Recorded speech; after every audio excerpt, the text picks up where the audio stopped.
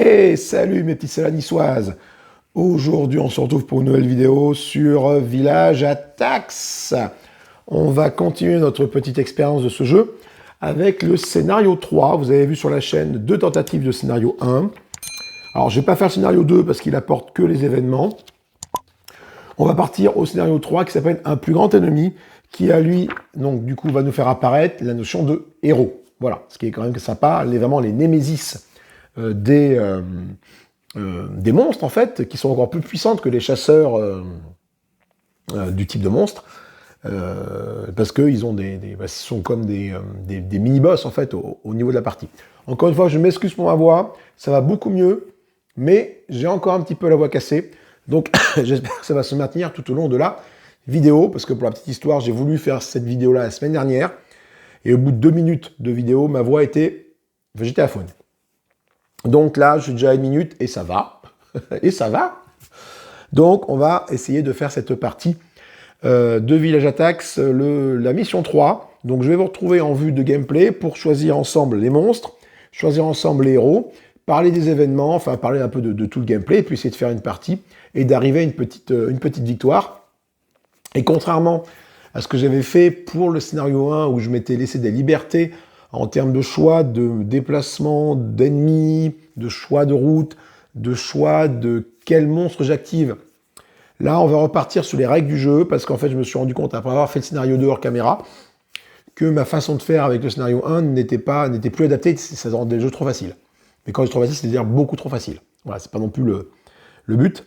Donc on va essayer maintenant de repartir sur des bonnes bases, hein. Parce qu'encore une fois, le scénario 1 est là pour moi, pour t'apprendre la défaite. J'ai jamais réussi à le gagner.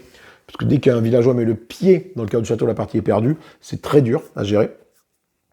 Et ça peut être très frustrant pour les joueurs. Donc, encore une fois, ne commencez pas par le scénario 1, attaquez directement par le scénario 2. Vous ferez beaucoup plus plaisir. Et ça rajoutera que les événements, c'est pas bien dur à gérer, tout simplement. Voilà.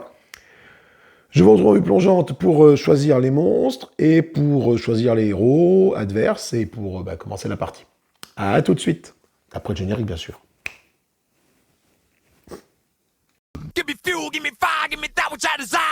Allez, nous revoilà pour cette partie de Village Attacks. Hop. On va regarder un petit peu le terrain de jeu, comment est-ce qu'il est fait.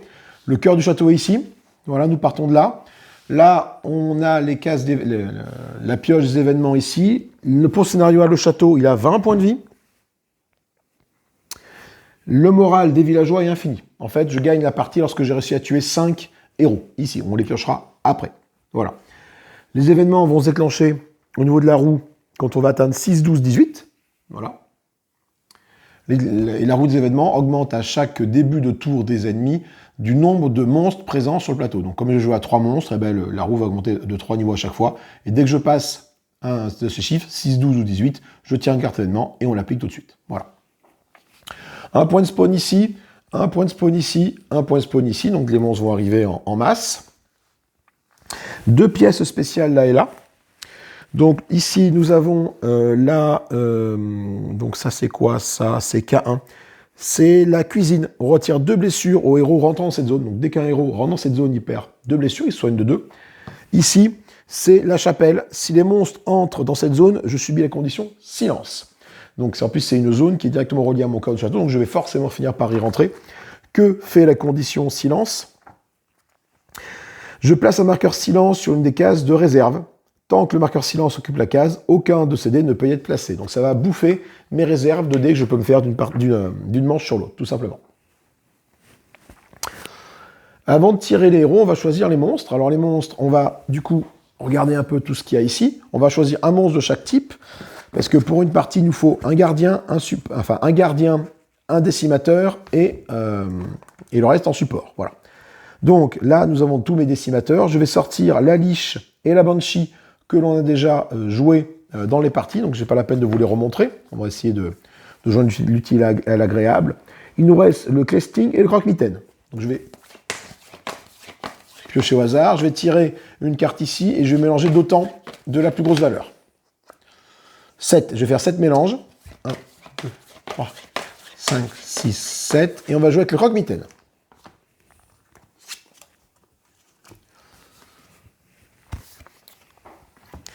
Le croque-mitaine, donc c'est une créature mythique qui a 6 points de vie, qui monte de niveau à 6 points d'expérience, et après on verra les caractéristiques, mais il commence par obscurité.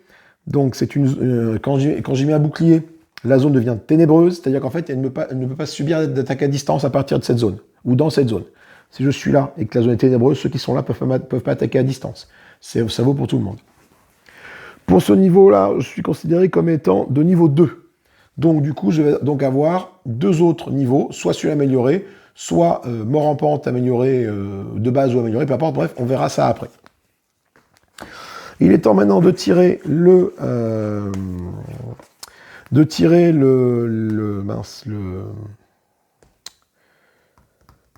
tank, j'ai pas eu son nom, c'est pas le tank, c'est le comment il s'appelle déjà? Je l'ai dit tout à l'heure, hein, j'ai déjà perdu. Décimateur, support et gardien. Le gardien, voilà. Le gardien pour cette partie. Donc, comme le croque-mitaine, j'ai déjà tiré une créature mythique, je vais retirer les créatures mythiques ici. Donc, je retire le Red Cap et je retire le Dulan. Pourquoi je fais ça? Parce qu'en fait, on nous conseille de n'avoir qu'une seule créature de chaque type. C'est plus facile en termes de gestion des ennemis, parce que sinon les ennemis vont sortir vraiment avec beaucoup de mêmes couleurs, et donc du coup tu risques d'en chier énormément. Voilà. Après, j'ai tellement de personnages que c'est pas bien grave. Là, du coup, il nous reste le Trampus, le Krampus ou le Draugur. Ce que je vais faire, je vais également tirer une carte ici. Là, je vais faire encore de nouveau 7 mélanges.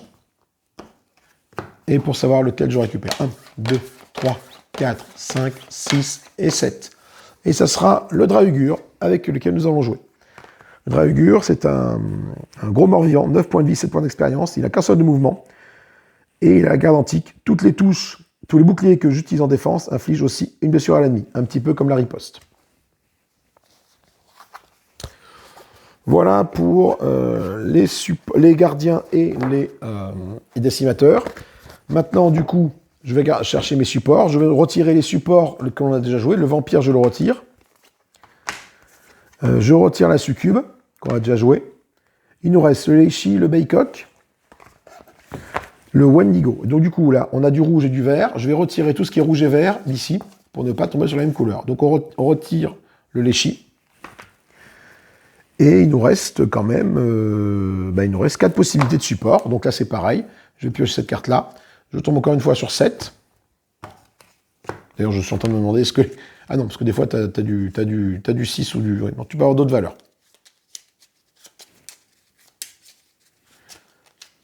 Et je vais faire 7 mélanges. Et au bout de 7 mélanges, je vais donc tirer un support. 1, 2, 3, 4, 5, 6 et 7. On va tirer le support ici. Ce support-là qui est le Baycock. Ok. Donc, je vais mettre de côté les créatures. Je fais une petite pause. Et je vous reprends juste après, une fois que j'ai trouvé leur figurine et leur tuile de compétences. A tout de suite. Alors, nous voici donc avec le Draugur. Le Drogre, moi je dis Draugur, mais bon, on est mort-vivant. Je mets ici. Donc lui, sa particularité, c'est d'avoir une grosse défense, mais pas beaucoup de mouvement. Et donc je commence avec 2 aptitudes. Donc, par défaut, j'ai la garde antique qui me dit que tout bouclier que j'utilise en défense inflige aussi une blessure à l'attaquant. Et je peux éventuellement faire cette capacité-là. Donc là, il faut quand même un dé magique pour l'utiliser. Mais là, en fait, si je la surcharge comme ça, automatiquement, hop, j'ai plus besoin de capacité magique, c'est un passif. J'ai le filet de fumée. Quand je tue un paysan, je peux bouger d'une zone sans coup. Et la version, quand je tue un paysan, je peux bouger d'une zone sans entrave et sans coup. Et j'ai la force abominable qui me permet d'assommer jusqu'à 3 paysans de ma zone. Assommer jusqu'à 3 villageois dans votre zone. Paysans, villageois, la différence est quand même énorme. Alors le but de cette mission, c'est pas de tuer le maximum de villageois, c'est d'essayer de tuer les héros. Donc ce que je vais faire, c'est que je vais quand même prendre la garde antique ici. J'ai boosté ça. Pour être sûr que tous mes boucliers, comme j'ai 3 boucliers ici, ça inflige une blessure à l'attaquant. Ça peut être très intéressant. Ensuite, je vais prendre en deuxième compétence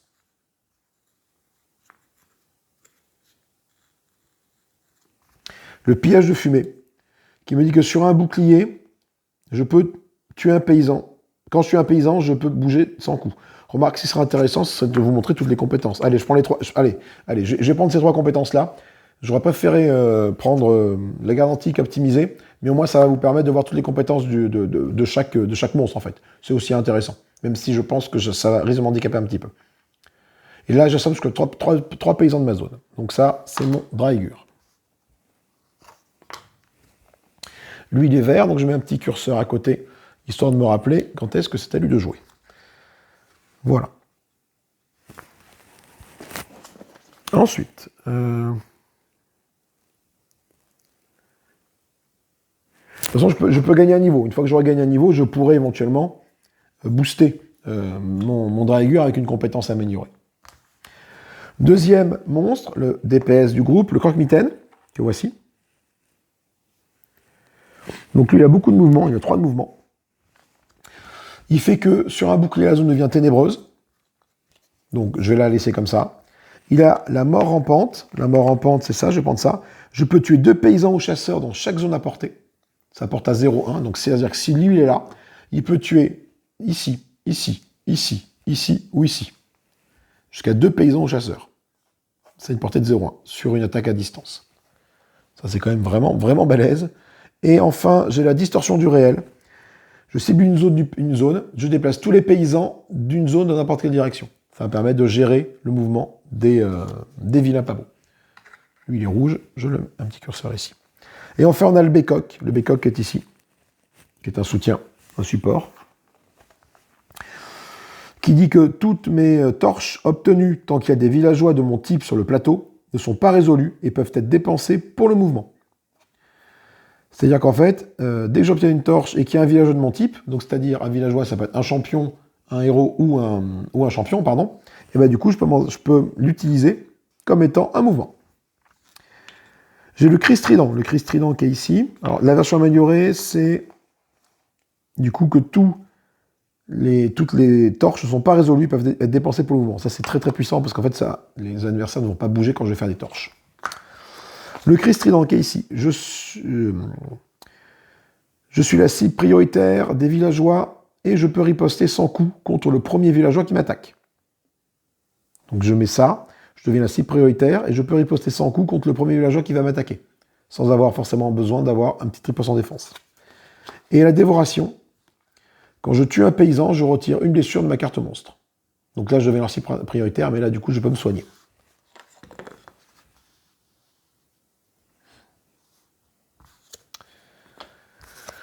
Dévoration, toi tu es jaune, tu es une créature de type démon. Voilà. Alors attends, on va tenter un petit truc, on va tenter de décaler encore un petit peu par là le plateau de jeu. Voilà. De façon à pouvoir mettre un maximum les monstres comme ça, voilà, pour pouvoir que la caméra, moi, ça soit plus facile à gérer pour moi. Voilà, tout simplement. Ok, on n'est pas trop mal. On n'est pas trop mal. Maintenant, qu'est-ce qu'on va faire? Donc, les règles de scénario là, donc on a les événements, les héros arrivent, il n'y a pas de piège, le moral est infini, les villageois arrivent toujours au tiers 1. Un héros apparaît chaque fois qu'une carte d'apparition héros est tirée. Pour triompher, les 5 héros doivent être tués. Une fois qu'un héros est tué, on met son marqueur héros sur le côté, à côté, tu l'as résumé pour s'en rappeler. Ce héros ne peut pas réapparaître.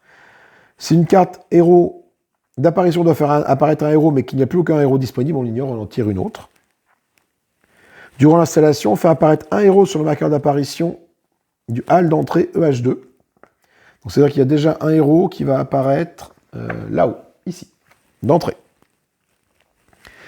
Dans ce scénario, chaque monstre ne peut gagner qu'un seul niveau. Voilà. Donc, pour les héros, c'est simple. Comment est-ce qu'on fait pour choisir les héros? Ben, les héros, en fait, on va prendre les différents types de héros qui sont ici. Je les ai classés par type. Donc là, on a les maudits, on a les arcanes, les morts-vivants, on a les héros de type démon et les héros de type mythique. Voilà.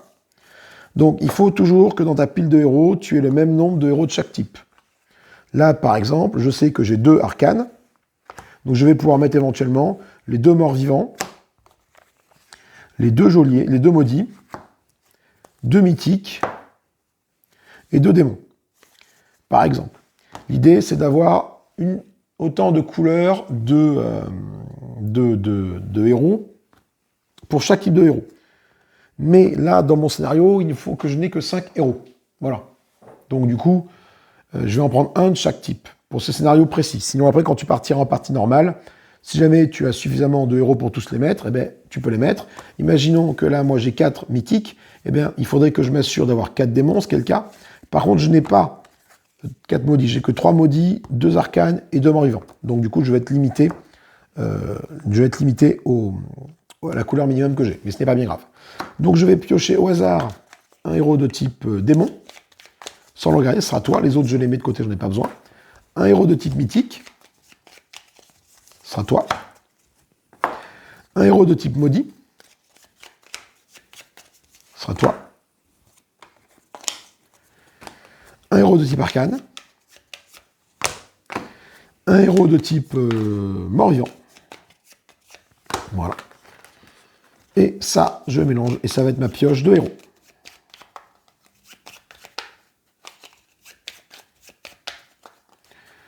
Tout simplement. Voilà, pioche de héros que je vais mettre ici devant. Là.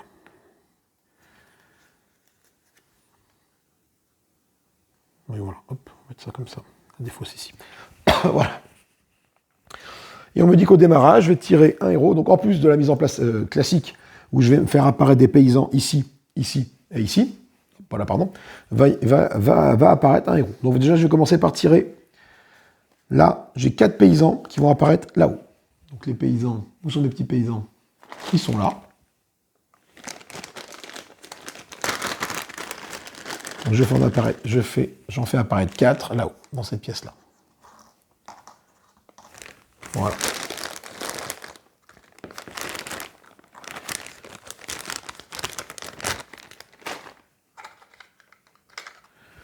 La pièce pour les joueurs, j'ai oublié de la mettre sur le dragure. Ensuite, là, je vais faire apparaître... Eh bien, un héros va apparaître directement ici.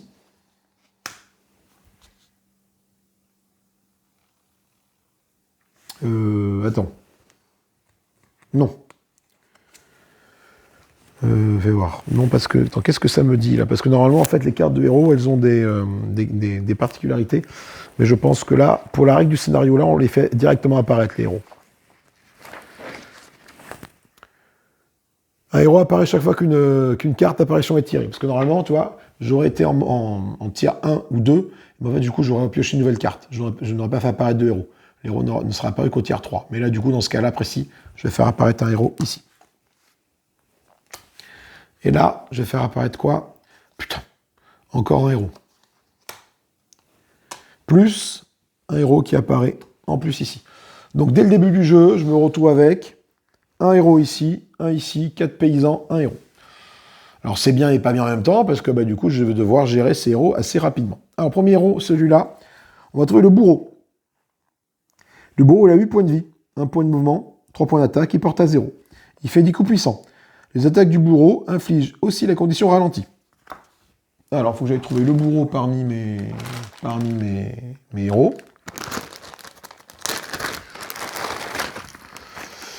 Le bourreau, il a une grosse hache, donc ça ne devrait pas être dur à trouver.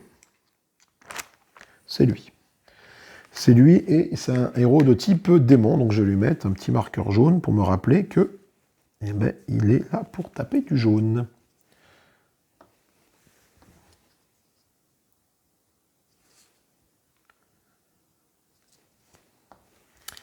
Ici, nous avons le héros qui apparaît, nous avons l'éclaireur qui apparaît, un héros mythique, donc rouge. L'éclaireur, il a ses petites cornes, il ressemble à lui. L'éclaireur est très classe. 4 points de vie, 2 de mouvement, 3 d'attaque, il porte entre 0 et 2. L'éclaireur, il a un regard acéré. Les griffes et les attaques à distance ne peuvent pas blesser l'éclaireur.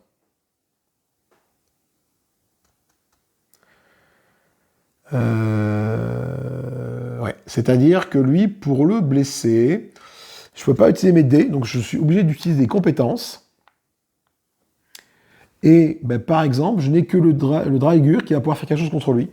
Parce qu'en fait, tous les boucliers que j'utilise en défense infligent aussi une blessure à l'attaquant. Il n'y a que comme ça que je vais pouvoir lui faire des dégâts. Parce que je n'ai pas d'autres compétences offensives. Grokmitten, il tue des paysans des chasseurs, mais non, oui. Ça va être très compliqué de vaincre celui-là. C'est un mythique, c'est donc un rouge.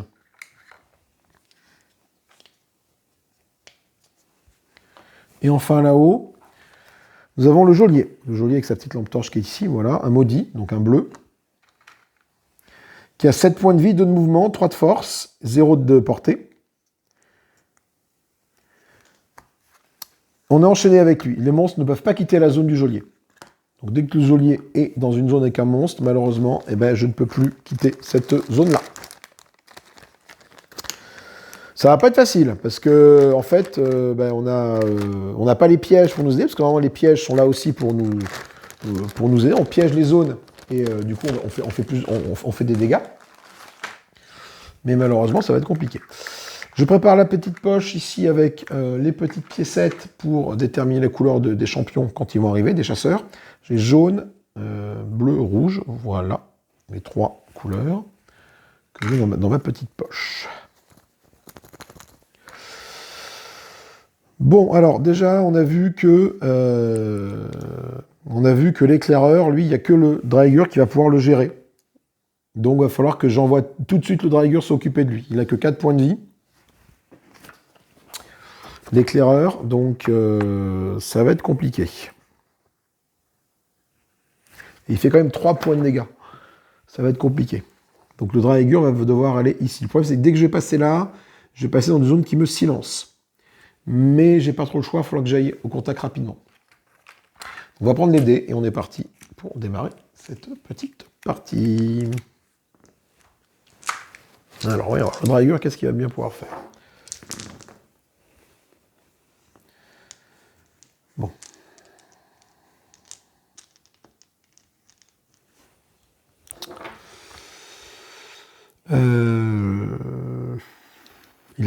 Un problème, c'est que j'ai que 1 de mouvement, donc avec toi, donc c'est très compliqué, 1 de mouvement. Donc là, est-ce que je ferai pas ça en premier pour voir? Là, je vais déplacer avec la petite torche. Je vais déplacer un des villageois les plus éloignés du cœur du château d'une zone. Donc, alors, il y a des priorités. Donc, je pense que, en termes de priorité, sont d'abord concernés les paysans, puis les chasseurs et enfin les héros.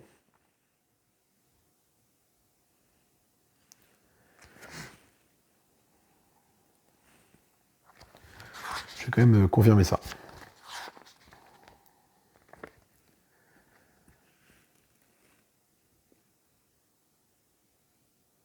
D'accord, il faut d'abord que je détermine ceux qui sont le plus éloignés avant de déterminer qui. D'accord, ok. Donc, là, nous sommes à combien du cœur du château? 1, 2, 3 de mouvement pour aller là. 1, 2, 3 de mouvement pour aller là. Ici, j'ai 1, 2, 3, 1, 2, 3. Donc, on est tous à 3 de mouvement, en fait, là. À ce niveau-là.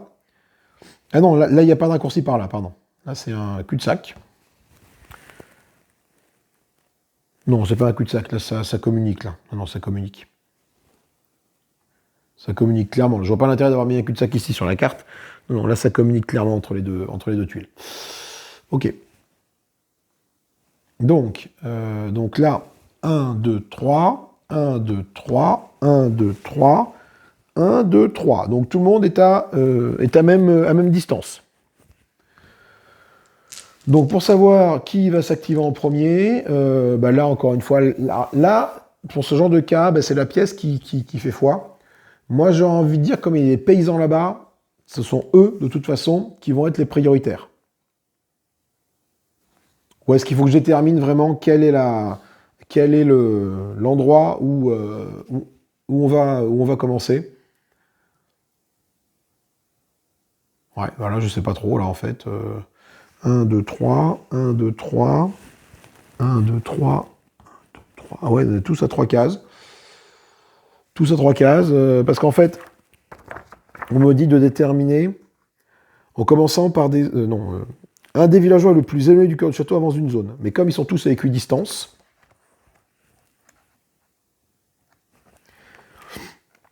en fait, l'ordre de priorité, c'est quand il y a plusieurs, monstres du même type sur une même case. Mais déjà, il faut déterminer la case, en fait. Il faut déterminer la case.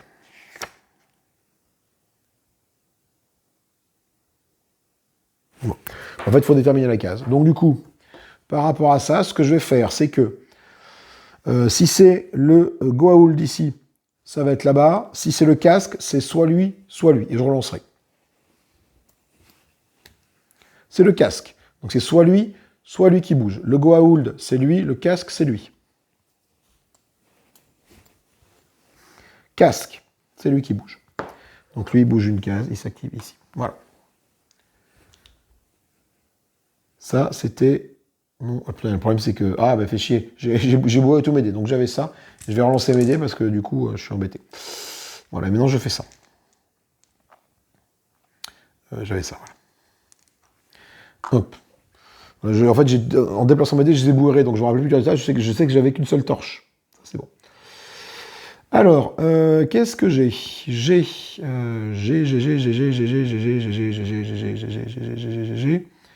J'ai un œil, ça c'est bon. L'œil, je vais le mettre sur ma garde antique, ici, sur toi. Avec, ici, je vais mettre en défense un bouclier et 2 ripostes.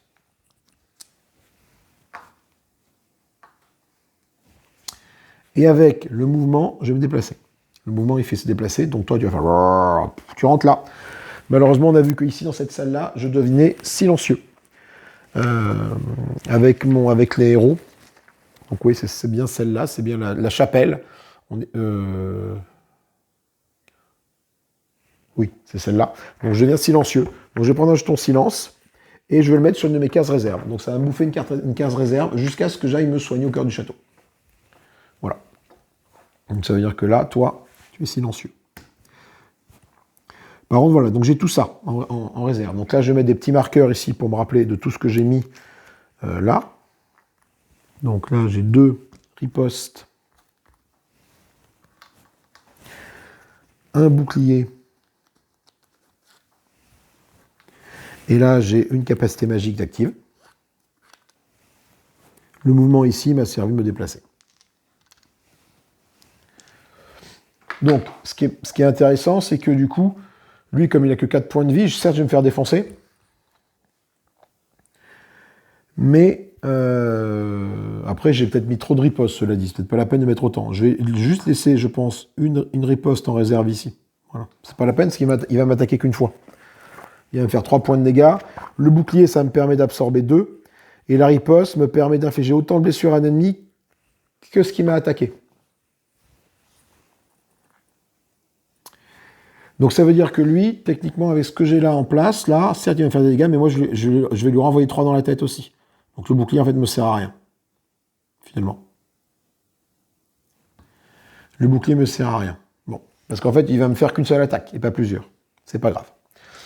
Allez, le Draengur a joué. On va faire jouer maintenant le Croque-Mitaine. Croque-Mitaine, est-ce qu'il va pas essayer d'aller se faire le bourreau qui est là? On va voir par rapport à ses mouvements. C'est assez intéressant, j'ai quand même pas mal de choses avec le Croque-Mitaine. J'ai 2 attaques à distance, 2 attaques au corps à corps. Alors, dans cibler une zone, je peux déplacer les paysans. Non. La mort rampante, c'est pour cibler les chasseurs ou l'obscurité. Ce que je peux faire, c'est que j'ai 3 de mouvements avec le Croque-Mitaine. 3 de mouvements, ça peut être intéressant.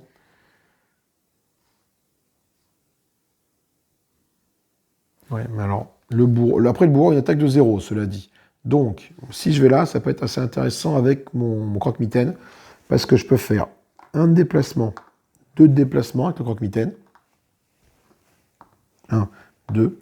Je fais 2 attaques à distance, ici. Ce qui lui inflige donc 2 points de dégâts à Croque-Mitaine, au bourreau. Voilà, 2 sur 8. Il me reste 1 point de mouvement dont je me sers pour reculer. Revenir ici. Et en réserve, je vais garder mon attaque au corps à corps.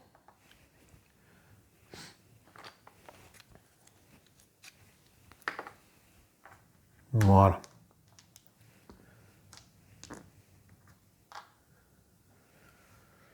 Comme ça, au prochain tour, je pourrai éventuellement faire une attaque au corps à corps quand le bourreau sera approché de moi. Il me reste le bécoq à jouer. Alors le bécoq, oula. Le bécoq, j'ai 3 attaques à distance, c'est intéressant, 3 attaques à distance. Mais j'ai également 3 petites torches. À partir du moment où j'ai 3 dés du même type, je peux les relancer. Mais je suis obligé de tous les relancer. 4 attaques à distance, et ça c'est intéressant. Ça c'est intéressant parce que je peux vraiment aller éventuellement défoncer le bourreau très très rapidement. Lui, je pourrais le tuer, mais non, parce qu'en fait, il ne craint pas les attaques à distance, c'est au corps à corps. Avec le bécoq, il a quand même 9 points de vie, donc il va pouvoir encaisser pas mal. Et... ah mince. Bon, tant pis. Tant pis, j'ai oublié mon adversité. Tant qu'il y a des héros de mon type, des villageois de mon type sur le plateau de jeu, je peux transformer une torche en mouvement. Ça m'aurait permis de faire beaucoup de mouvements. C'est pas grave. Donc je vais faire d'autres mouvements avec toi. Je dis ces 2 trucs-là. Je fais 1, je fais 2, j'arrive ici. Et là, j'utilise mes 4 attaques à distance pour tout mettre sur le bourreau. Qui tombe à 6 points de vie sur 8. Plus que 2 points de vie, il meurt.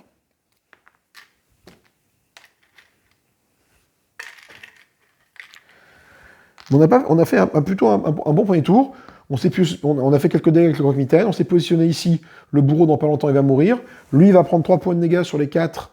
Mais Mondragur, au tour d'après, il a encore en réserve une riposte. Donc, il va pouvoir le tuer. C'est la seule façon avec laquelle on peut tuer l'éclaireur, en faisant des ripostes. Donc, on est pas mal. Allez, il est temps de partir maintenant sur une phase d'ennemi. Je vous retrouve juste après. Besoin de faire une petite pause. Allez, nous revoilà pour l'activation des méchants. Donc, on va commencer par faire tourner la roue d'événements. J'ai 3 monstres en place, donc je vais tous les ma roue d'événements de 3. Donc de 1, 2, donc 1, 2, 3, j'arrive à 4. Parce qu'on part de 1. Voilà. Et pour ce scénario-là, les événements, on a dit que se déclenchaient quand on était à 6, 12 et 18.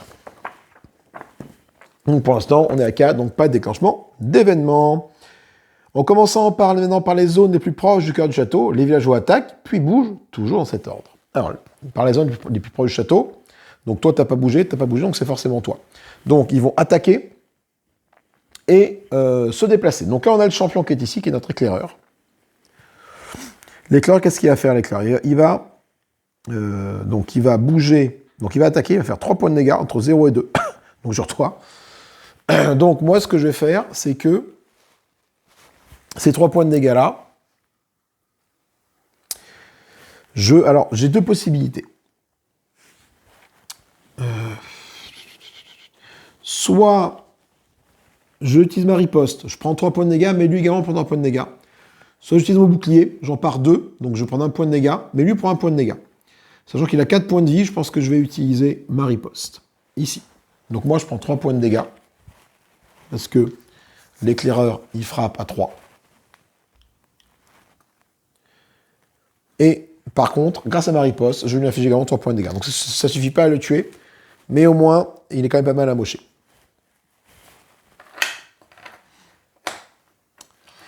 Et maintenant, il se déplace. Il se déplace de combien ? Il va bouger de 2 cases. Aux actions du cœur du château. 1, 2. Donc maintenant, il est ici, le Lascar. Donc, il va falloir que je fasse quelque chose, parce que, en termes de priorité,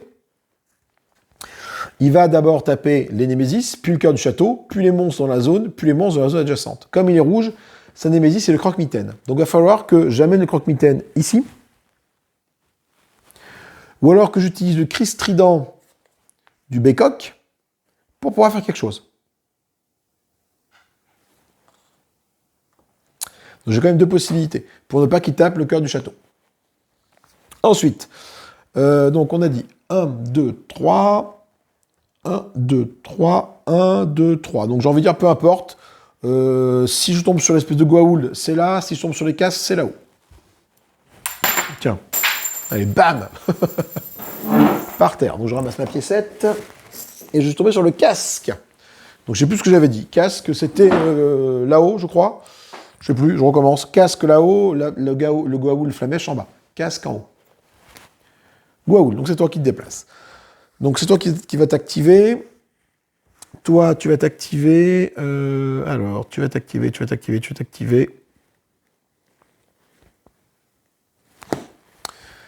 Le bourreau, il a un de mouvement. Il attaque et il se déplace, hein, c'est ça. Hein.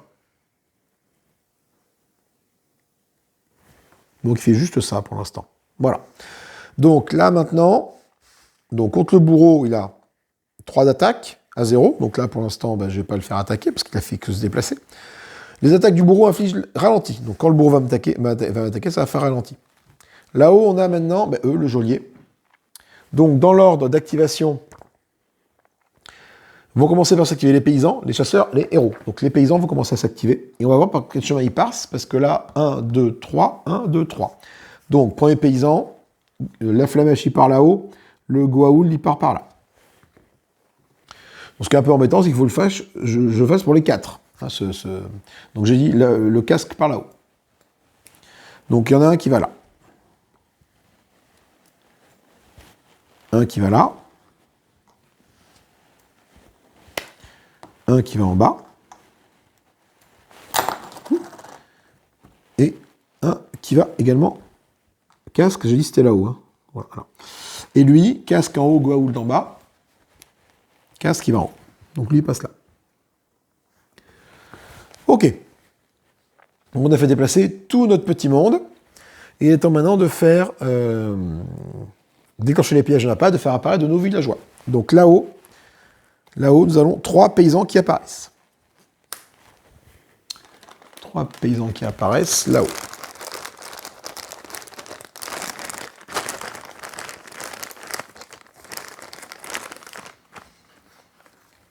Voilà. Ici, nous avons 2 champions qui apparaissent. Et on va tirer une couleur pour savoir de quel type ils sont.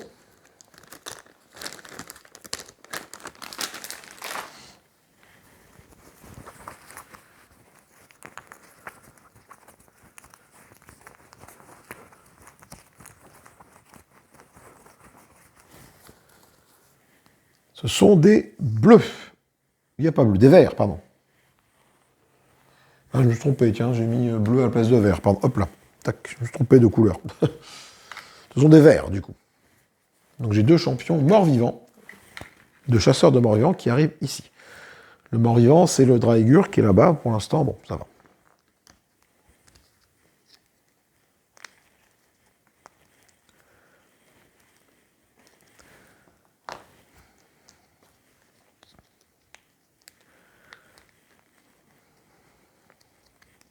Est-ce que je vais y arriver? Ok. Et enfin, le dernier, on a 4 paysans qui arrivent ici.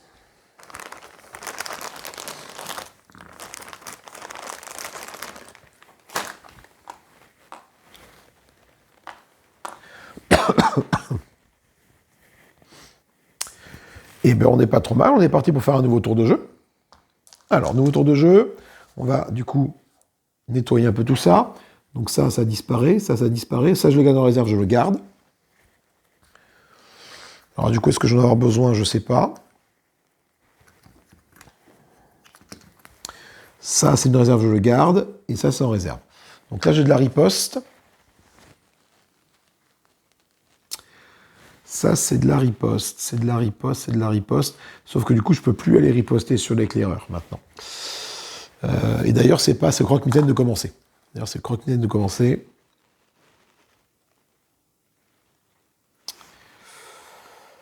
Alors, le croque-mitaine, je vais lancer les dés, puis je vais voir ce qui se passe. Je vais enlever un dé comme ça. Je vais enlever ça de ma réserve. Je n'en ai pas forcément besoin. Je vais lancer ça.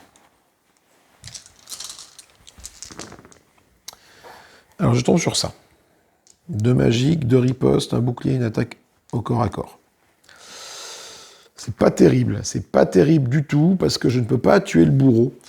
J'ai pas assez de points de vie pour aller tuer le bourreau. Par contre, j'ai de la riposte. Et ça, c'est plus intéressant.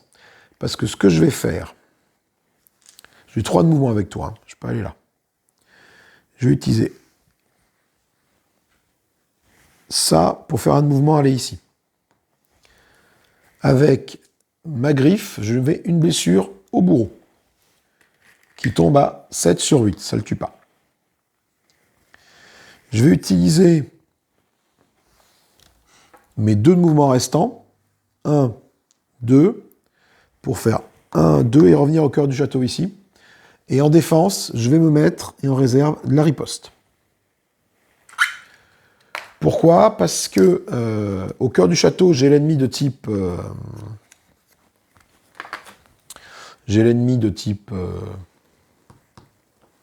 rouge, mythique, qui correspond à celui qui est là. Et donc forcément, cet ennemi, au lieu d'attaquer le cœur du château, il va m'attaquer moi. Et comme ma seule solution pour tuer l'éclaireur, c'est de le blesser par des ripostes, et que comme ça que je pourrais le vaincre. Et d'ailleurs, si le croque-mitaine arrive à tuer l'éclaireur, je gagnerai donc 3 points d'expérience, ou gagner 2 points d'expérience, parce que c'est un héros de mon type. Donc le croque-mitaine a joué, c'est bon. Et en réserve, je me suis gardé 2-3 trucs. Bécoq est ici. Bécoq, j'ai tous mes dés. Bécoq qui est là, il faut qu'il fasse un peu de ménage ici, on va voir ce que je peux faire avec le Bécoq. Le Bécoq, j'ai pas mal. J'ai 2 attaques à distance, 3 magies et une riposte. 2 magies, pardon, 2 magies, et 3 magies. Et une défense. Je vais relancer mes 3 dés magiques, parce qu'ils ne me servent pas à grand chose pour l'instant. C'est pas mal. C'est mieux. C'est mieux, c'est mieux. Donc, qu'est-ce que je peux faire? Là, si je vais là, les héros se soignent. Donc, il faut que je fasse gaffe quand même. Il y a quand même 7 points de vie, le geôlier. Donc, si je rentre là... non. Bon, ce que je vais faire, c'est que... Je vais faire... Avec une attaque à distance, on va tuer lui. Donc, ça fait 1 point d'expérience pour le Bécoq. Avec un mouvement, je vais aller là. Avec 2 attaques à distance, je vais tuer ces 2 paysans-là. Donc ça fait que j'arrive à 3 d'expérience, du coup. Et il me reste 2 dés, il me reste une riposte et une défense.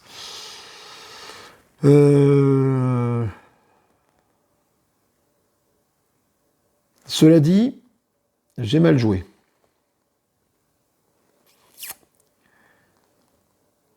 J'ai mal joué, c'est pas ce que j'aurais dû faire.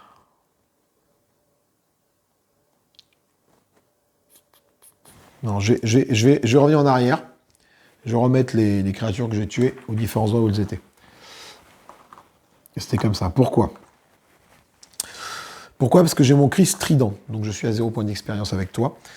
J'ai mon cri strident avec le Bécoq ici, qui me dit que je suis la cible prioritaire des villageois. Et je peux riposter sans coup contre le premier villageois qui m'attaque. Donc ce que je vais faire, c'est qu'une attaque à distance, je vais tuer lui. Ça bouge pas. Donc là, je gagne un point d'expérience. L'idée, c'est d'aller tuer l'éclair, en fait. Il me reste ça. Je vais mettre mon cri strident ici. Voilà. Je vais faire un mouvement pour aller là.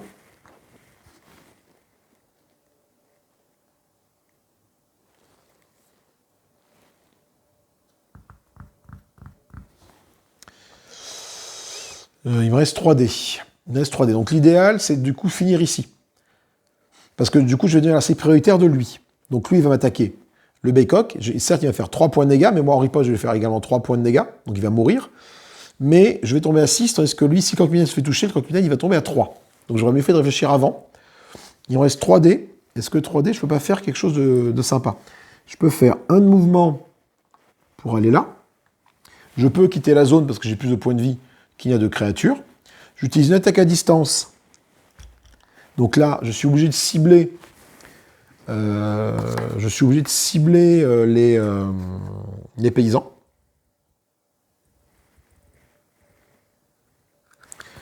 Je ne peux pas. J'ai un ordre de priorité de cible.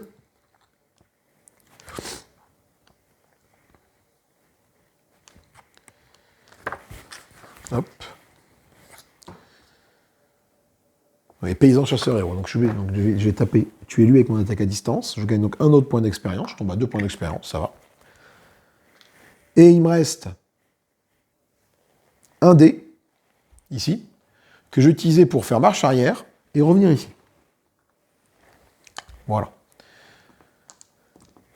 Donc là, du coup, je vais mettre un petit marqueur comme quoi j'ai activé mon cri strident.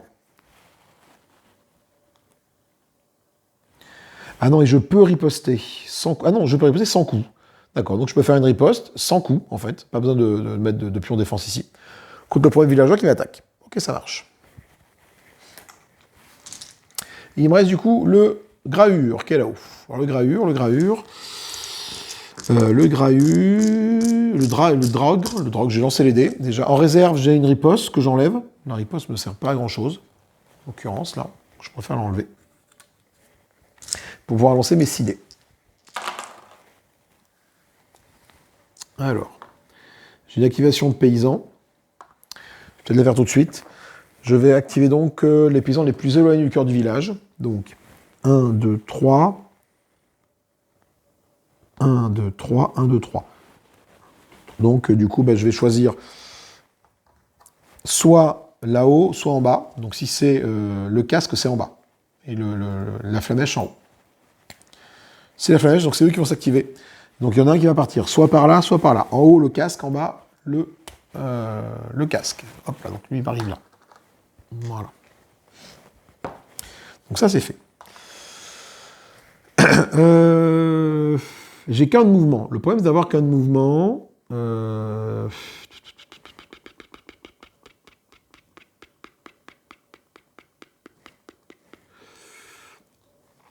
vais pas aller bien loin. Il faudrait que j'aille là pour essayer de les contrer, eux. Donc, je vais utiliser un de mouvement pour faire ça. J'ai qu'un dé de mouvement avec lui. Et en réserve, je vais mettre un bouclier. Non. Je vais mettre un dé magique en réserve. Parce que toutes les boucliers que j'utilise en défense infligent aussi un dégât à l'attaquant. Donc j'ai peut-être la possibilité, le tour suivant, d'avoir des boucliers. Il faut que j'aille me soigner également, je pense, pour pouvoir récupérer des points de vie et enlever mon silence. Ça pourrait être assez intéressant. Fin du tour. On passe maintenant aux phases des villageois. On va commencer par monter de 3, là, truc ici. De 4, on arrive à 7. On a donc passé une barre, un step sur le compteur. On va donc tirer une carte événement. Et on va la résoudre. Oui, c'était 6. Donc on tire une carte événement, on la résout. Alors, carte événement, qu'est-ce qu'elle nous dit? Malchance. Toutes les salles deviennent défavorables. Alors, défavorable, qu'est-ce que ça veut dire? Défavorable, ça c'est chiant. C'est très très chiant. Défavorable, c'est un état qui me dit quand une zone devient défavorable, toute attaque effectuée dans cette zone par le monstre et le villageur peut échouer. On tire une pièce, pile c'est réussi, face c'est échoué. Donc ça m'arrange pas des masses, parce que ça veut dire que tout est défavorable. Donc c'est-à-dire que lui, quand il a son attaque, il a une chance sur 2 que ça merde. Alors que moi, je voudrais bien qu'il m'attaque. Les boules, quoi. Les grosses boules. Allez, c'est pas grave. On a fait l'événement. On va donc maintenant, commençant par la zone la plus proche, activer les villageois. Donc lui va s'activer. Et donc, on va lancer le cri strident du Baycock qui dit que je deviens la salle prioritaire du villageois, je peux riposter gratuitement. Donc si je fais le casque, il attaque. Si je fais la flamèche, il n'attaque pas. Il n'attaque pas. Putain. C'est pas possible, hein. Fait chier, c'est pas grave. Du coup, ça m'aurait permis de le tuer, en fait. Voilà. Parce que là, ma condition de victoire, c'est de tuer les 5 héros. Tant que j'arrive pas à le tuer avec de la riposte, lui, je l'ai dans le baba. Bon, c'est pas grave. Allez, on va essayer de s'en sortir différemment. Du coup, on bouge les autres. Donc, ceux qui sont le plus proches du cœur du village. Donc, toi, tu es à 1, 2. Toi, vous êtes ici à 1, 2. J'ai envie de dire là, peu importe. Il n'y a qu'un seul chemin. Donc, toi, tu vas forcément aller là. Vous allez, toi tu vas forcément, les villageois d'abord vont forcément aller ici, il n'y a pas d'autre chemin, et toi tu vas aller là. Donc dès que tu rentres là-dedans, en fait, tu te soignes.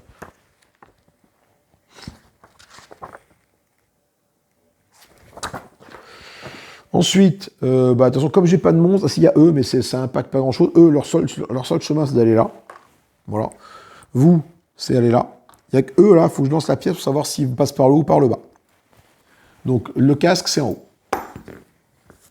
Donc là, je fais une petite flamèche, il passe par en bas. Et le deuxième, flamèche, il passe par en bas. Ok. Il est temps maintenant de faire apparaître de nouveaux villageois. Donc en haut là-bas, on voit apparaître deux champions. Deux champions, de quelle couleur vont-ils être? C'est quoi cette couleur? Ils sont rouges. Deux champions rouges, donc je prends des champions ici. Des chasseurs, pardon, pas des champions, des chasseurs rouges. 1 et 2, voilà. Sachant qu'on ne peut pas avoir plus de 5 héros, de 5 champions de la même couleur. 5 chasseurs de la même couleur. Si j'ai un sixième chasseur qui apparaît, il sera de couleur neutre et il ciblera tout le monde avec la même force. Voilà. Attention, j'ai mis des socles ici pour me rappeler, mais eux, normalement, ne sont pas censés avoir de socles, hein, les méchants. Ensuite, qu'est-ce que j'ai mis à pièce dans le truc ou pas? Non, elle est là. Pour là, on va voir apparaître qui? On fait apparaître 3 paysans.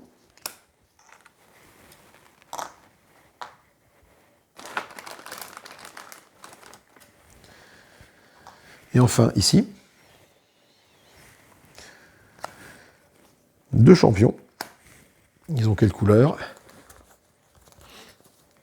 Ils sont de nouveau rouges. Alors des chasseurs, décidément j'ai du mal, hein. Ce sont des chasseurs, pas des champions. Les champions, ce sont les grosses avec les plaquettes. Là, on est vraiment sur du chasseur. Voilà, donc là j'en ai 4 rouges. Donc à partir le prochain peut encore être rouge, mais sinon, bon. Allez, on va lancer les dés, le bécoq. On va du coup enlever tout ce qui n'est pas en réserve. Voilà.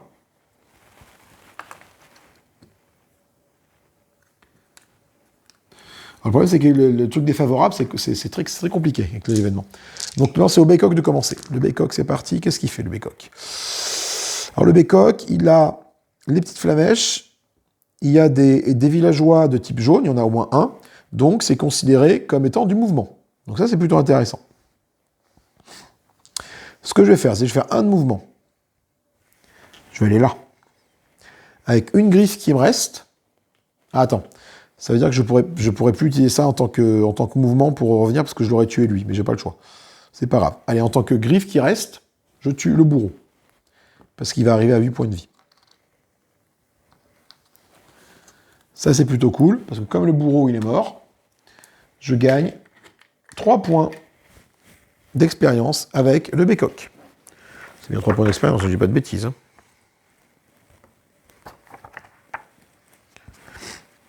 Je sais jamais.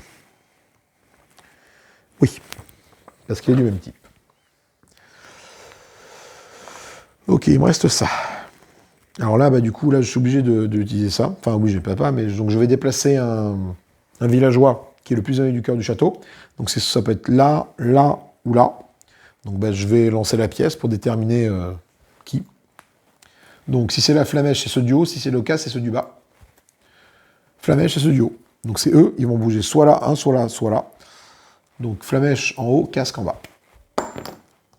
Flamèche en haut, casque en bas, flamèche en haut. Toi, t'arrives là. Voilà.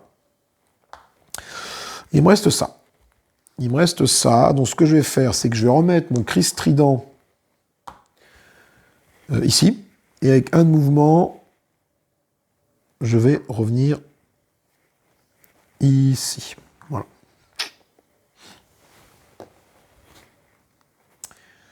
Ouais. En espérant que lui m'attaque au prochain tour. Et c'est bon. Comme ça, avec mon Christ trident, du coup, il va pouvoir me cibler moi. Et pas le croque-mitaine. Hop là, voilà, c'est ici. Maintenant, c'est au Drague de jouer. Donc il est là, lui, donc il a du monde avec lui. Donc c'est parti. Alors qu'est-ce que j'ai? Il y a pas mal de choses intéressantes. Attaque à distance, attaque au corps à corps. Donc, ah mince, je m'étais gardé ma réserve. Bon, il faut que je relance. Bon, je sacrifie mon jeton de réserve. Du coup, tant pis pour moi, c'est pas grave. J'avais qu'à y penser. Sinon, j'étais obligé de lancer un dé en moins, sinon. Donc, c'est pas grave. Mais du coup, j'obtiens quand même ça.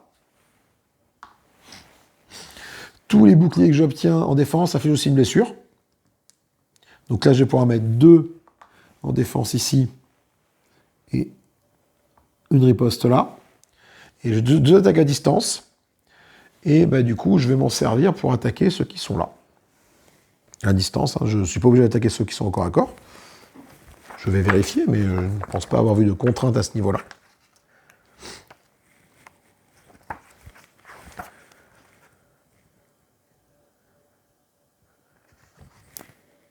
Tout à fait, non, je peux effectivement tirer sur ces 2-là avec mes 2 attaques à distance. Ce que je m'empresse de faire pour tuer ces 2-là. Hop là. Et donc gagner 2 points d'expérience.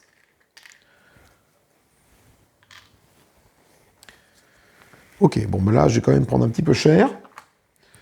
Mais grâce à mes boucliers, je vais pouvoir en tuer quelques-uns. Je vais pouvoir en tuer 3. Je vais prendre 4 points de dégâts. Enfin, je vais prendre 2 points de dégâts et je vais en tuer 3 quand ils vont s'activer. C'est déjà bien. Et il me reste le croque-mitaine à jouer. Croque-mitaine qui est là. Donc là-bas, du coup, il faut que j'aille y mettre des petits marqueurs pour m'en rappeler. Donc j'ai 2 marqueurs de bouclier et un marqueur de riposte.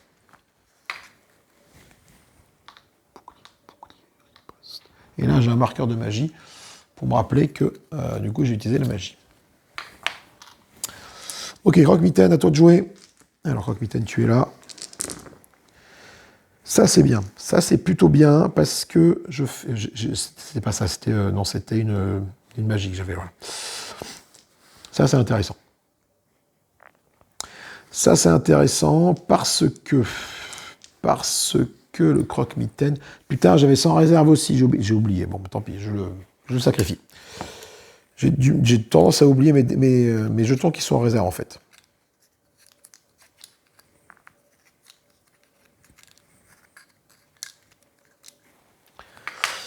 Alors, je vais déjà utiliser ma capacité spéciale qui est ici, la mort en pente.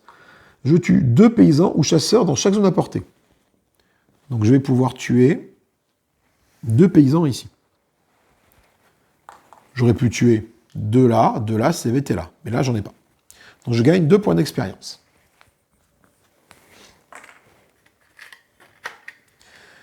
Bon, je peux toujours pas m'attaquer à mon mec qui est là, mon éclaireur.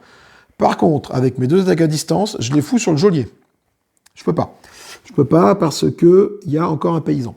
Donc, avec une attaque à distance, je tue un paysan. Et avec l'autre attaque à distance, je mets un dégât sur le geôlier.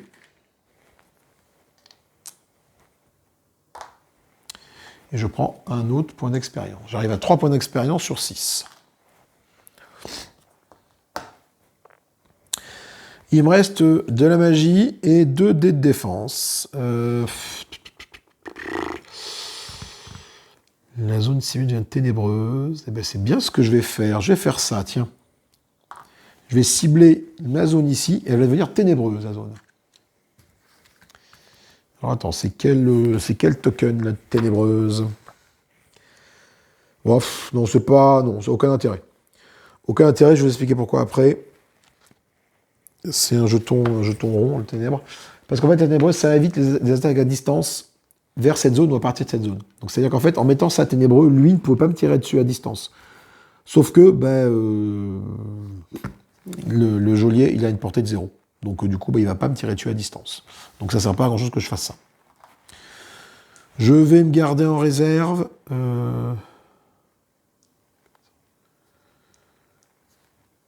Une attaque magique ici, pour faire la distorsion du réel plus tard, qui permet de cibler une zone et de déplacer les pays. Ah, remarque, ce que je peux faire, c'est que j'ai quand même 3 dés qui me restent. Je peux, avec un mouvement, aller ici, utiliser ma distorsion du réel. Ah putain, les zones deviennent défavorables. J'ai pas fait ça, bordel.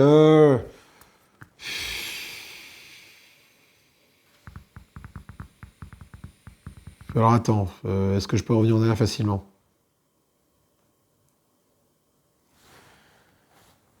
Oui, je peux essayer de revenir en arrière assez facilement. Donc, reprenons tout depuis le début. Bon, c'est pas grave, allez, on est là. Et là, j'en avais 3, là. Non, si, c'était ça. Donc, j'utilise ma mort en pente. Mais la mort en pente, avec la zone qui est défavorable, donc toutes les zones sont défavorables, C'est-à-dire que toute attaque effectuée en cette zone par les monstres du jeu peut échouer. Alors après, on parle d'une attaque, hein, on ne parle pas d'une...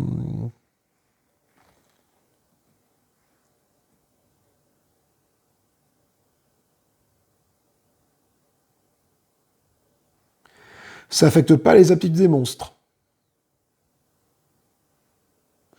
Ah non, qui n'affiche pas de blessure. Ouais, donc du coup, ok. Donc tout ce qui affiche des blessures, ok. Donc du coup, bah là, faut que je... Pour pouvoir utiliser ma mort rampante, il faut que je lance une pièce. Allez, Goa'uld, c'est bon. Casse, c'est pas bon. Ok, c'est bon. Donc du coup, la mort rampante, pouvant tuer quand même 2.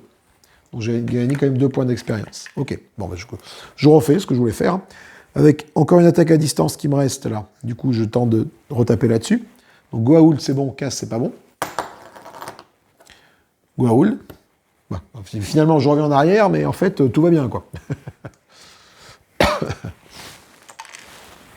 Et la dernière attaque à distance qui me reste, je la mets sur le champion qui est là, le héros.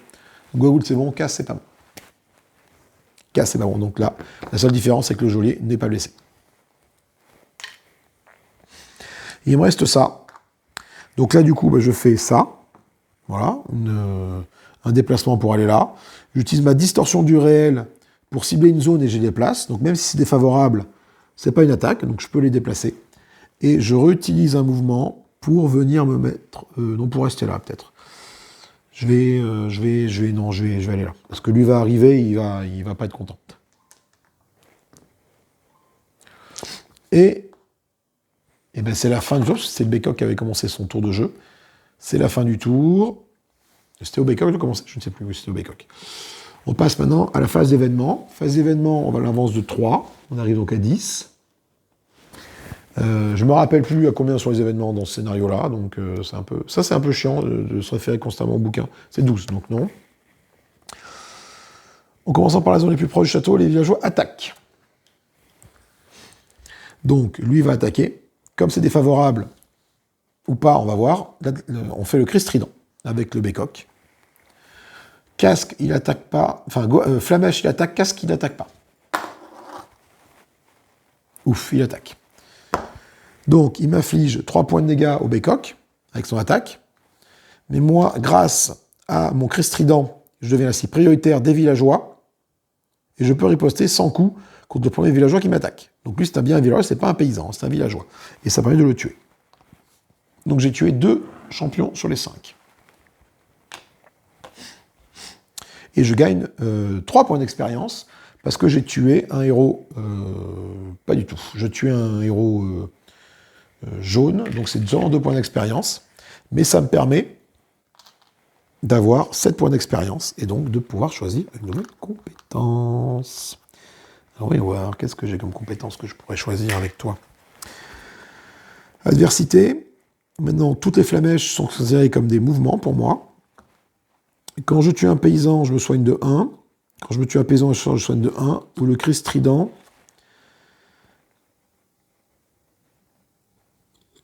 Ah, ça c'est contre tous les villageois qui m'attaquent. Ça c'est intéressant, cela dit. Non, je vais prendre l'adversité.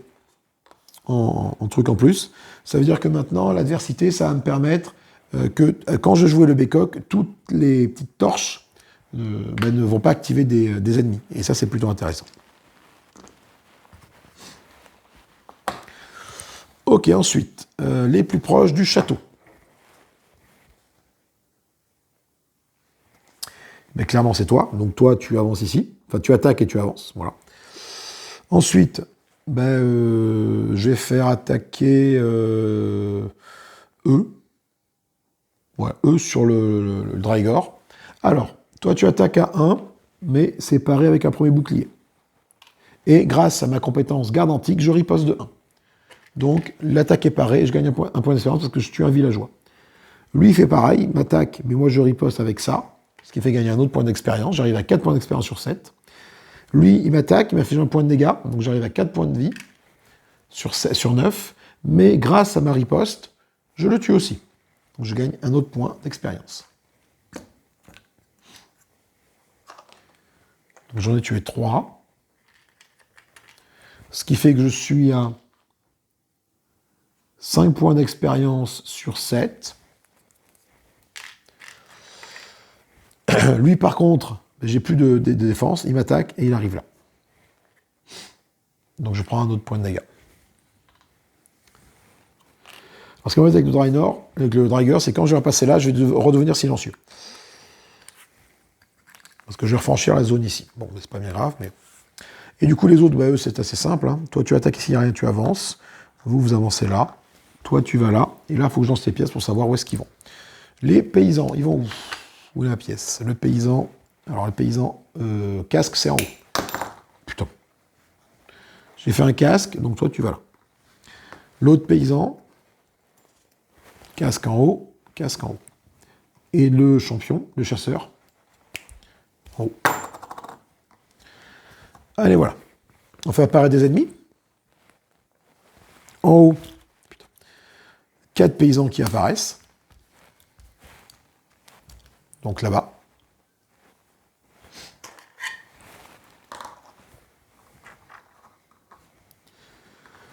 Ici, un champion qui apparaît. Là. On va le voir tout de suite. C'est l'alchimiste qui apparaît. Alors l'alchimiste, il est là, l'alchimiste, alors c'est pas eux. C'est pas vous, c'est là. Alors l'alchimiste, on va voir sa figurine. Ok, c'est lui avec ses petites boules là. Donc il a que 4 points de vie, ça va. Il bouge à 2, il attaque à 2, il a une portée entre 0 et 1. Et il a des décoctions volatiles. Les attaques infligent 2 blessures à toutes les cibles de la zone. Donc il a une espèce d'attaque de zone. Et il est un héros de type arcane. Voilà. Et ici, encore un champion, ben comme ça on aura tous les champions. On a la guerrière qui apparaît. La guerrière, et où la guerrière? La voilà, avec sa hache, donc qui est de type mort-vivant. 5 points de vie. Alors maintenant, j'ai tous les héros qui sont apparus. Il faut que je me concentre sur la destruction complète et totale.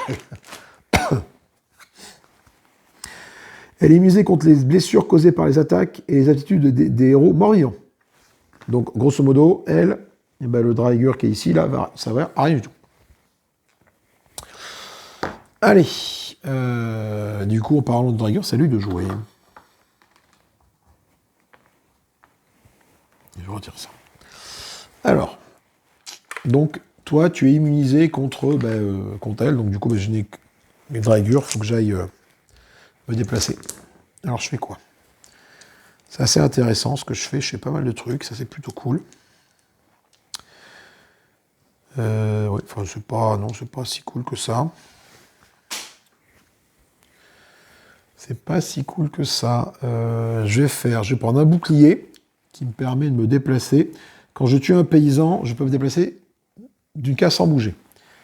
Je vais utiliser une attaque à distance pour te tuer toi, gagner ainsi un point d'expérience, et donc arriver à 6 sur 7. Et je me déplace comme ça, sans coup. Je vais utiliser un autre déplacement pour aller ici. Voilà. Je vais mettre en défense... je suis passé par là, donc du coup je suis maintenant complètement silencieux. Je ne peux plus rien mettre en réserve. C'est comme ça. Par contre, j'ai mes 2 capacités magiques ici que je vais utiliser pour me soigner. Je récupère 2 points de vie. Tant pis pour ma réserve.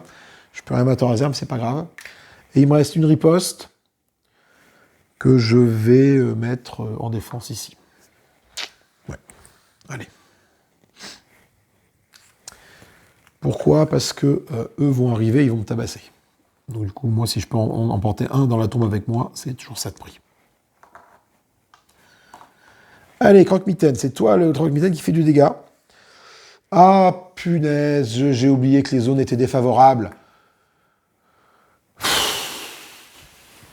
Ça me saoule.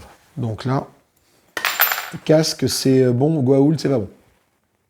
Ok, parfait. Donc du coup, mon attaque ici à distance fonctionnait. J'avais le droit de le faire. En fait, toutes les zones sont défavorables, donc bon. Allez, Croque-Mitaine. Alors, Croque-Mitaine, il fait de la merde. Mais, non, c'est pas mal. Pas mal. J'ai 3 torches que je relance tout de suite. Ok, donc là, je fais ça. Putain, c'est nul. C'est nul. Donc, croque-mitaine, et ben, donc une torche, je vais déplacer celui qui est le plus loin, donc c'est soit lui, soit là, soit lui, je verrai après, je ferai ça à la fin.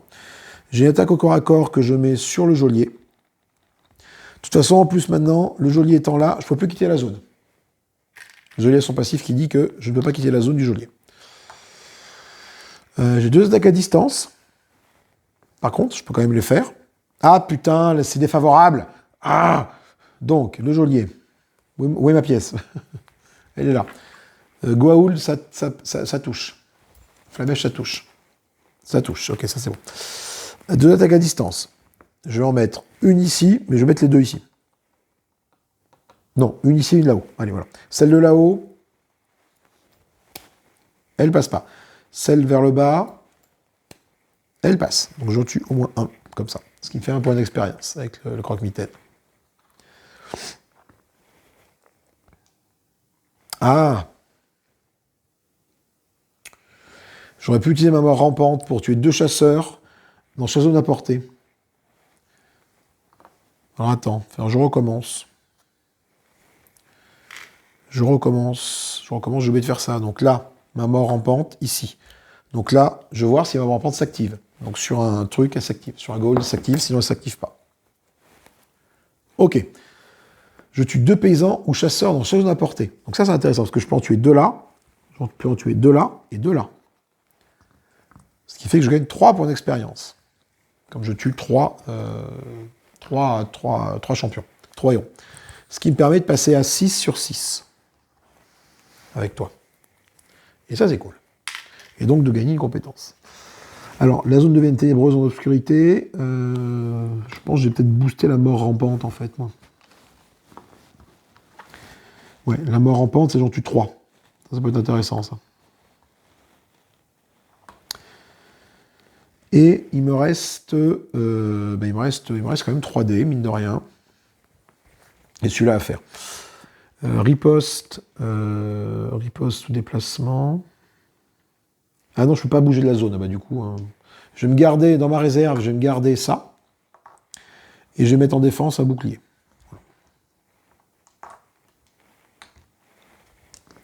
Parce que comme ça, j'aurai déjà de quoi utiliser ma mort rampante améliorée au prochain tour. Et un bouclier pour défendre au cas où.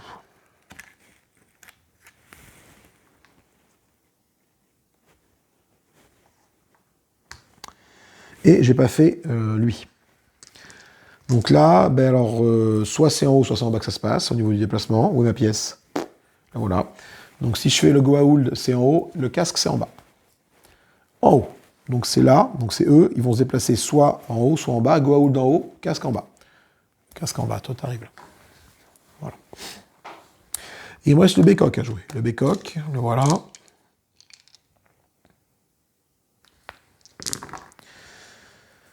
Putain. Ah, j'ai pas lancé celui-là. J'ai ça, j'ai pas lancé ça. C'est tout pourri.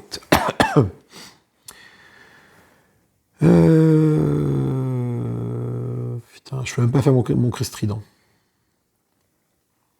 J'ai pas de bouclier. Donc, je vais déjà faire une attaque de 1 sur toi. Et comme c'est défavorable, on va voir si ça passe ou pas. Flamèche, ça passe. Ok, c'est bon. Donc 2 blessures au niveau du geôlier. Il me reste tout ça à faire.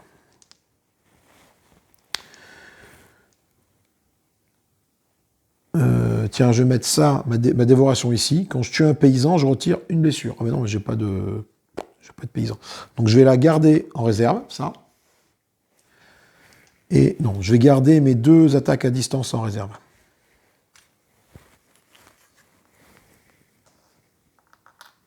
Voilà. Et il me reste ça, donc. Je vais mettre une défense ici, là, et je vais essayer ces 2 trucs pour me soigner. Parce que je suis au corps du château, je peux le faire. Et donc, hop, un point de vie. Et garder ça ici en défense au cas où. Et tous les personnages, tous les monstres ont joué. Phase d'événement. 1, 2, 3. On est à 13, donc on tire un nouvel événement. La foule en couleur. On ajoute 3 paysans dans le corridor le plus proche du cœur du château. Les corridors, c'est des couloirs. 3 paysans, soit ici, soit ici. Flamèche là, casque ici. Flamèche. Donc, je 3 paysans ici. Ce qui n'était pas prévu, ça. Clairement pas. Alors, maintenant, on va déplacer les amis les plus proches du cœur du château. Donc, lui, il va commencer par s'activer. Il va attaquer. Il attaque qui?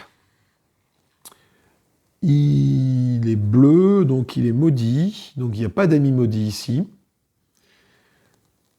Donc, il va attaquer... normalement, il va attaquer le cœur du château. Donc, il va infliger 3 blessures au cœur du château. Le cœur du château tombe à 17. Voilà. 17, parce que j'ai pas pu le provoquer avec le cri strident du Bécoq, parce que j'avais pas de quoi le faire. Donc bon, l'avantage, c'est que maintenant, les trucs sont plus maudits. Ensuite, vont se déplacer, le plus proche du cœur du château, c'est eux, donc eux vont arriver là. Vous allez arriver là. Là, je pense que les déplacements se font assez facilement, en fait, là, là, toi là, toi là, et vous trois, là, par contre, il faut que je lance la pièce pour savoir par où vous passez. Casque, c'est en bas, Goa'uld, c'est en haut. Casque. Goa'uld. Et on va faire apparaître de nouveaux ennemis. Donc là, j'ai plus de monstres de héros à faire apparaître, donc je retire une carte.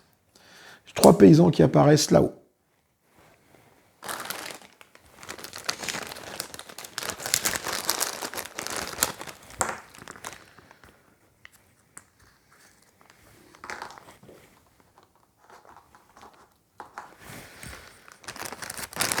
Ici, j'ai 2 champions qui apparaissent là. Donc on va voir de quelle couleur ils sont.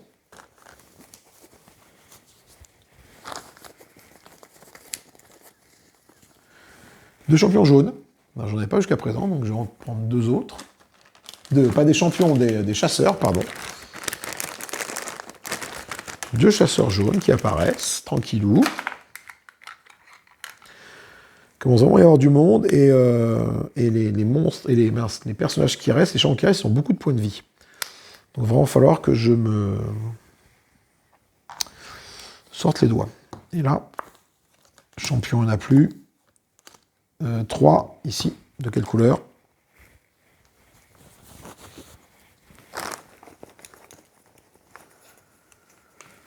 Jaune encore. Donc 3 jaunes qui apparaissent.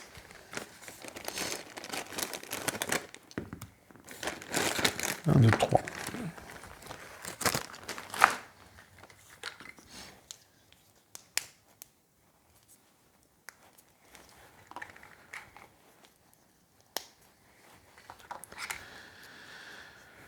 Et 3. Ok, bon, ben maintenant on est parti pour un nouveau tour de jeu, et c'est le Drygor qui commence. Normalement. Ok, bon alors là, il va falloir envoyer du pâté, envoyer du lourd. Putain, c'est pas possible de faire de la merde à ce point-là. Donc, je fais une attaque au corps à corps, mais comme il y a des paysans, je suis obligé de cibler les paysans.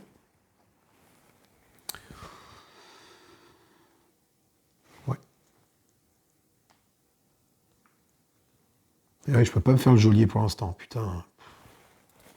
J'ai oublié de retirer les marqueurs que je m'étais mis ici. Voilà. Donc bah, je tue un paysan qui m'offre 1 point d'expérience, et donc j'arrive à 7, et donc je gagne un niveau. Voyons voir un petit peu. Voilà, on va prendre cher là. Qu'est-ce que je peux faire, toi? La garde antique. Ou alors, quand je tue, je me déplace d'une zone, ou quand je tue, je me déplace en entrave. Non, là, j'ai pas envie de bouger, parce que de toute façon, je suis bloqué là. La force abominable, ça somme jusqu'à 3 villageois de la zone. Ça, c'est bien, ça. Je vais prendre ça. Parce qu'assommer, c'est les met par terre, et ils sont capoutes. Mais j'ai déjà utilisé ça. Je vais utiliser 2 trucs comme ça pour me soigner. Et ainsi, revenir à 1 point de vie, comme je suis dans le cœur du château. Il me reste ça. Je vais mettre ça en défense. Et ça en attaque à distance ici. Voilà.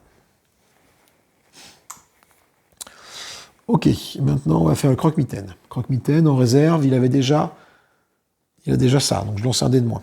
Parce que j'ai déjà ce marqueur ici que je m'étais gardé. Waouh, putain, mais c'est la méga loose, hein. Putain. Bon, je ferai ça après. Je commençais par faire ça.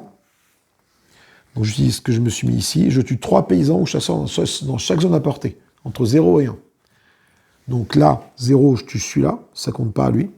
Là, c'est à portée. Là, c'est à portée.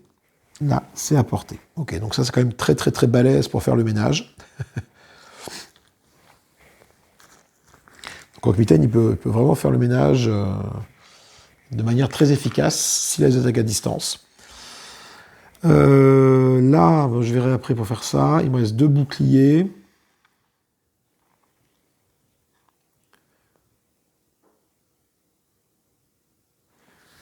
Je peux pas bouger. Putain, je voulais bouger, mais je peux pas tant que le geôlier est là. Merde. Je vais garder en réserve, j'ai gardé ça. Ce petit token en réserve. Comme ça, je l'aurai pour le prochain tour. Et le reste, bah, je m'en mets un en défense, un bouclier en défense, voilà, au cas où. Allez. Il me reste le bécoq. Alors le bécoq, ce serait bien qu'il se bouge un peu les dos du cul. Le bécoq en réserve, je m'étais mis 2 attaques à distance. Bah, du coup, elles ne me servent plus à rien. Donc j'ai dégage en fait. Parce que le croque-mitaine a fait le ménage. Mais là, le bécoq, il faut vraiment que j'arrive à tuer le geôlier au corps à corps, quoi. Putain, mais regarde-moi cette merde. Bon, j'ai 3 boucliers. Je les relance. Putain. J'ai 4 yeux, je les relance. Ouais, c'est de la merde. C'est de la merde. Du coup, là... Ah, si, j'ai un bouclier. Ok, avec un bouclier, comme ça, le geôlier, je vais devenir assez prioritaire. Donc, il va pouvoir me tirer dessus. Je fais une attaque au corps à corps sur le geôlier, qui prend une blessure. Donc, il arrive à 3 sur 7. Dommage, ça ne va pas le tuer. Et j'ai ça. Je vais me soigner de 1 grâce à cette habilité magique. Je vais garder en réserve 2 attaques à distance, parce que les ennemis vont s'approcher. Même si ça ne sert pas à grand-chose, je les garde, parce que du coup, le croque-mitaine, il a quand même ça, son attaque à lui. Et j'ai une défense que je mets ici, une riposte que je mets là. Parce que je peux toujours pas bouger, de toute façon. Allez. Événement, on bouge de 3, 13, 14, 15, 16. Est-ce qu'à 16, j'ai un événement qui se déclenche? Bonne question. Non, c'est à 18. J'ai pas une flamèche que j'ai pas gérée. Si, j'ai une flamèche que j'ai pas gérée avec lui.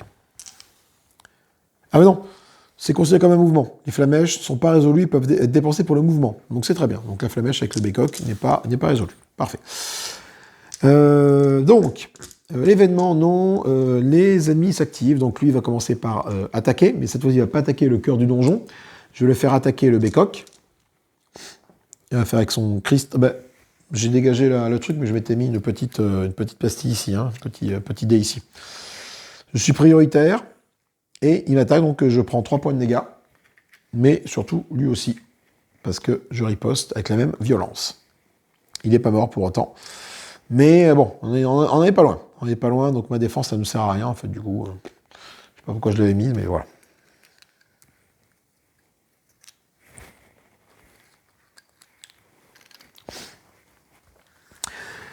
Ensuite, les ennemis vont tous bouger, en fait.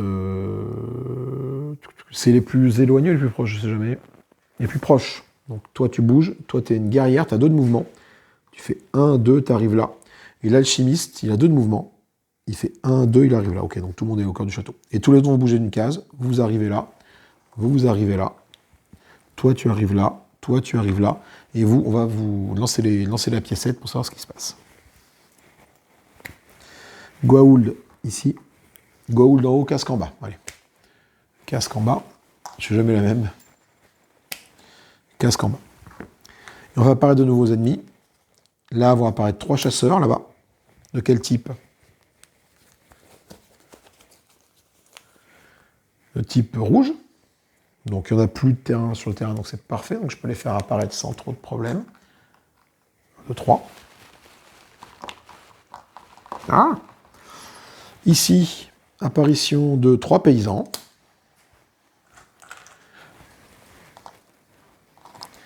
Et ici, apparition de 3 paysans également. Allez, moi je fais une petite pause et je vous retrouve après pour un nouveau tour de jeu, sûrement le dernier, parce que vu que tout le monde est là, tous les champions et les monstres sont là, ça va être très compliqué à mon avis à gérer. Et ça va être au croque-mitaine de commencer. Je vous dis à tout de suite. Allez, après cette petite pause, on est parti. Le croque-mitaine, donc du coup j'ai oublié d'enlever la défense ici, et de sa réserve, je vais enlever... Non, je vais le laisser ça. Je vais le laisser, ça, pourquoi je vais le laisser? Parce que ça va me permettre de tuer 3 paysans chasseurs dans chaque zone à portée. Certes, j'enlève un dé en moins, mais moi, j'ai une attaque à distance. Donc, je vais pouvoir tuer ceux qui sont là, celui qui est là, directement, sans lancer un dé. Allez. Alors, fais voir, qu'est-ce qui se passe? Putain de merde.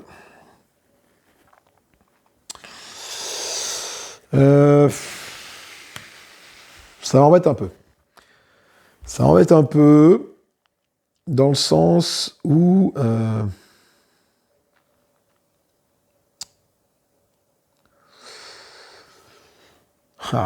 est-ce que je relancerai pas ça du coup en utilisant ça? Parce que du coup c'est considéré comme un deck que je n'ai pas lancé. Je vais le relancer. Je vais le relancer. Hop, c'est comme si j'avais ça en fait. Tant pis, parce qu'il faut que je tape les champions qui sont dans ma tour. Il faut des attaques au corps à corps.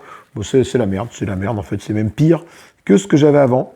Donc, je vais mettre ça ici pour tuer des chasseurs à droite, dans chacune des zones adjacentes. 3 chasseurs ou paysans. Donc ici, j'en tue 3. Ici, j'en tue 1. Et ici, là, il n'y en a pas, donc j'en tue pas. Mais je n'en tue pas non plus ici. Donc voilà. Donc je ne vais pas arriver à tuer le geôlier. Là, qu'est-ce que j'ai? Là, je peux me soigner. J'ai rien pour me soigner. Je vais mettre ça en défense. Je vais mettre un petit token de bouclier en défense. Voilà, que j'utilise. Celui-là, il me sert à rien. Et ces deux-là me servent à rien. Donc, je ne vais pas les jouer. Je vais rester là. Et ça, je vais faire déplacer un paysan le plus éloigné du village, du cœur du château. Donc, du coup, toujours 1, 2, 3, 1, 2, 3, 1, 2, 3, 1, 2, 3. Donc du coup, il faut que je détermine quel est le paysan, enfin en tout cas la zone. Donc là-haut, c'est sur le petit Goa'uld de là, et le casque, c'est pour le bas. C'est le Goa'uld, ok, donc lui, il va se déplacer soit en haut, soit à gauche. En haut, Goa'uld, en bas, le casque. En haut, Goa'uld, donc toi, tu arrives là. Voilà.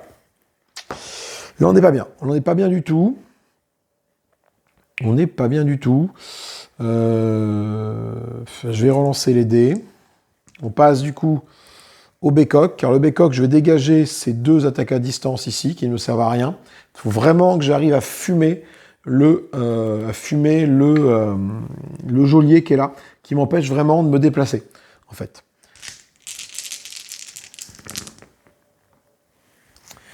C'est pas mal. C'est pas mal du tout, parce que j'ai ça. J'ai moins une attaque au corps à corps. Et le bécoq, il est jaune, donc tous les petits trucs sont considérés comme du mouvement. Mais je vais les relancer parce qu'il faut de l'attaque. Il me faut de l'attaque. Là, on est bien. Là, on est bien. On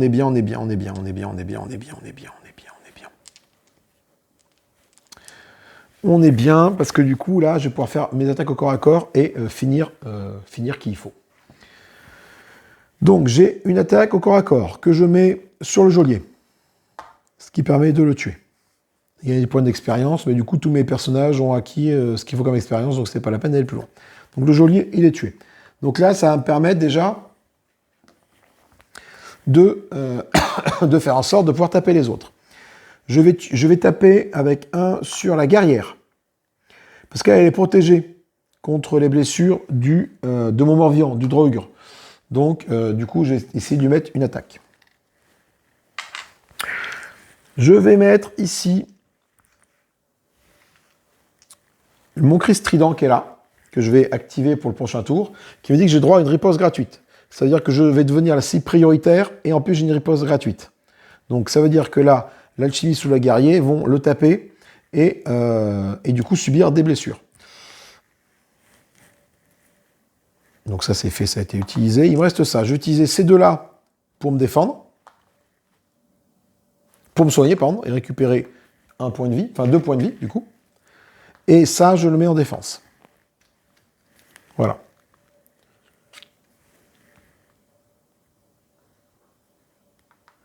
Et j'ai une défense ici aussi. Alors, ça n'a pas forcément envie de défense, parce que j'ai tué le monstre jaune. Et lui, c'est du violet et c'est du vert, et du coup, comme il n'y a pas de... Ah si, il y a un vert, cela dit, il y a le Dragur. Ça veut dire que la guerrière va être en combat avec le Dragur ici. Par contre, l'alchimiste qui est là, qui est violet, lui, il va taper le cœur du château. Donc ma défense ici ne me sert pas forcément à grand-chose. Et du coup, il me reste le Dragur à jouer, évidemment. Alors là, c'est pareil. Je lance bien mes 6 dés. Il m'en manque un. Alors où est-ce que je l'ai foutu?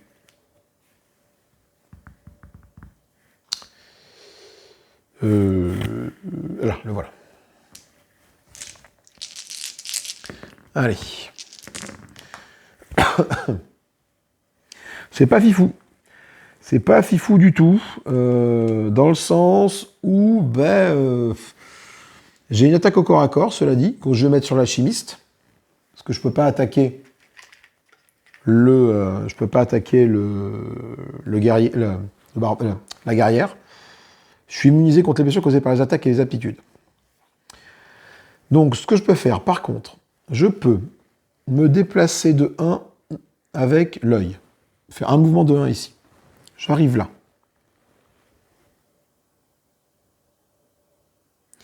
Avec ça, j'attaque à distance l'alchimiste. Qui prend une autre blessure. Il me reste ça. Donc là, il va falloir que je déplace un des pécores les plus éloignés, je verrai à la fin. Il me reste 2 ripostes. Le problème des ripostes, c'est que du coup, ça ne sert pas à grand chose en fait. Les ripostes, parce que là, personne va venir m'attaquer. Donc, la riposte, est-ce que je la prends? De toute façon, j'ai plus de réserve ici, je suis silencieux, donc je ne vais pas jouer les ripostes. Par contre, je vais quand même jouer ma petite bûchette ici. Donc là, encore une fois, le Goa'uld, c'est la partie du haut, le K, c'est la partie du bas. Goa'uld, partie du haut, donc c'est ces deux-là, c'est un de ces deux-là qui va bouger d'une case. Goa'uld en haut, le casque en bas. Goa'uld en haut, toi tu arrives là. Et c'est la fin du tour pour les monstres. Alors, qu'est-ce qui va se passer? Qu'est-ce qui va se passer? L'alchimiste et la guerrière vont s'activer après. L'alchimiste, c'est bien, c'est 6 s'active en premier, donc là, il faut que je lance le dé pour savoir qui s'active, parce que je ne vais pas choisir. Quand il va s'activer, il va taper le bécoq, et donc il va le tuer. Ça, c'est intéressant. Parce que le bécoq, avec son cri strident, il va être la cible prioritaire, l'attaque d'un villageois. Il va pouvoir riposter. Il va prendre ses 2 points de dégâts.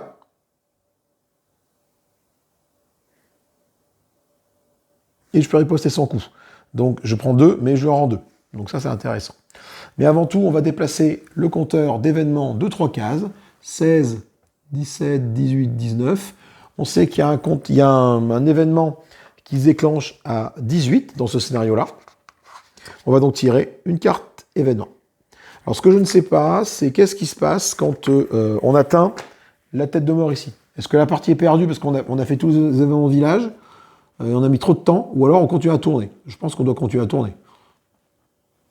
J'espère. L'événement, c'est quoi? C'est assaillir de toutes parts. On ajoute 2 paysans à chaque point d'apparition. Comme ça, au moins, chaque point d'apparition se voit ajouter 2 paysans. D'ailleurs, j'ai dû faire une erreur, parce que ce n'est pas normal d'avoir des paysans ici. Non, si c'est normal, c'est tout à fait normal. C'est tout à fait normal. Du coup, phase d'événement, c'est fait. On va faire du coup phase de monstre. Hein. Donc, eux vont s'activer. Donc, alors, si c'est le Goa'uld, c'est l'alchimiste qui s'active. Sinon, c'est la guerrière. C'est la guerrière qui s'active, c'est dommage. Donc, elle va frapper avec une puissance de 2 au corps à corps. Et en fait, le bécoq devient la cible prioritaire. Donc, c'est lui qui prend l'attaque. Donc, le bécoq va se prendre 2 dégâts. Donc, il monte à 3. Mais grâce au cri strident, il fait une riposte automatique. Ce qui fait qu'il inflige 2 points de dégâts à la guerrière, qui tombe à 3 points de vie. C'est dommage, il aurait tapé sur l'alchimiste, tu vois. Il aurait tué l'alchimiste. Mais bon, c'est comme ça. L'alchimiste s'active maintenant, il fait une décoction volatile. Les attaques infligent 2 blessures à toutes les cibles de la zone. Donc là, par défaut, tout le monde va prendre une attaque, hein, peu importe la cible prioritaire. C'est-à-dire que toi, tu vas prendre le cœur du château va prendre 2, il tombe à 15. Le Baycock va prendre 2, mais comme il a son bouclier ici, le bouclier il part 2. Et finalement, j'ai bien fait de laisser ça au croque-mitaine, qui du coup part 2 également. Les boucliers permettent de parer 2 points de dégâts.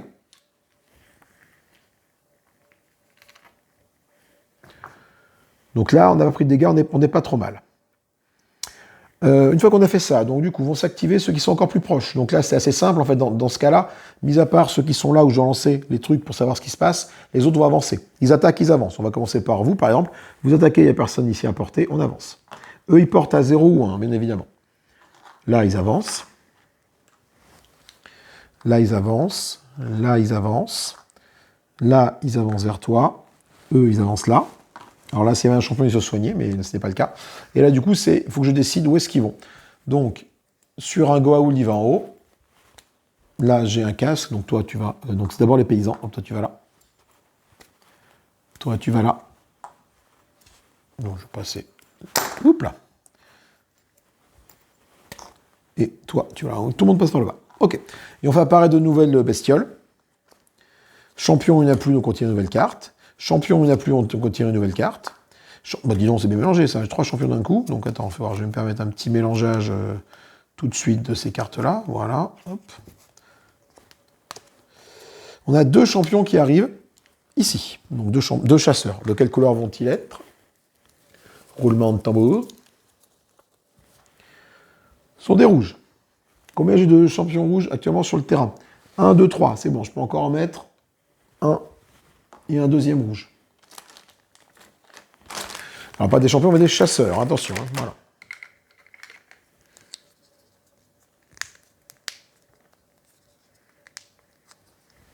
Il commence à y avoir beaucoup de monde. Hein.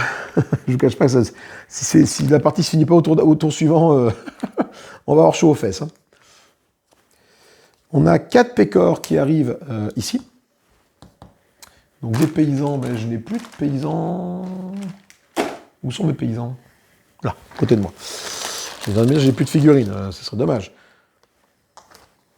Et s'il n'y a plus de figurines, il se passe quelque chose en particulier, je crois, c'est que du coup, ils s'activent. Et ici, on a 3 champions de quelle couleur?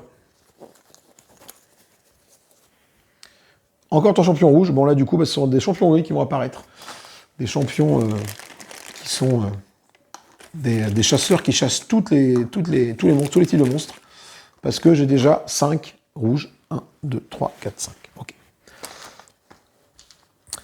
On rafraîchit ce qui est rafraîchi ici. Et du coup, c'est au Baycock de commencer. C'était le croque-mitaine qui avait commencé parce que le Drugger avait fini en dernier. Donc c'est au Baycock de jouer. Allez, vas-y, mon petit gars.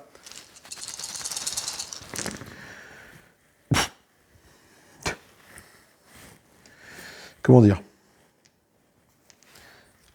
Je vais ranger ça, ces 4-là. Ah, là c'est intéressant. C'est intéressant, je vais lancer ces 3-là. Il faudra un bouclier. Putain.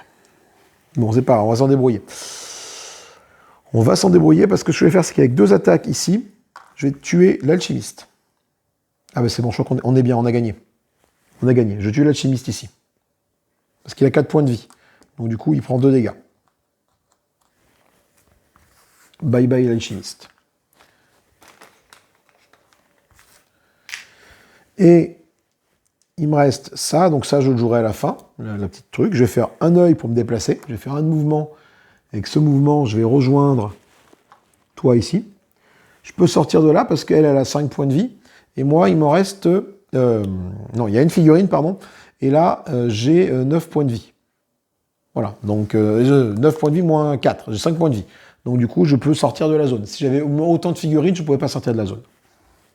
Et il me reste 2 attaques à distance, que je fais ici directement avec le Baycock. Elle était à 3, elle en prend 2, elle est à 5, elle meurt. Fin de la partie.